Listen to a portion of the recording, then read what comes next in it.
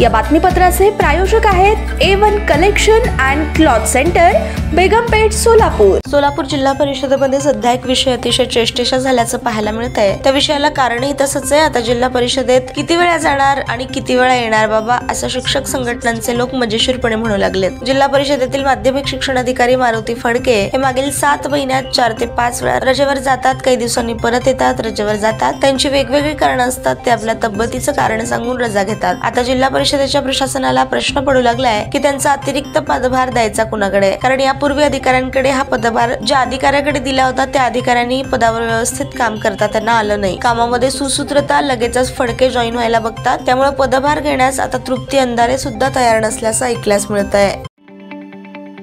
ताज्या बातम्या पाहण्यासाठी प्राईम महाराष्ट्र न्यूज चॅनलला सबस्क्राईब करा।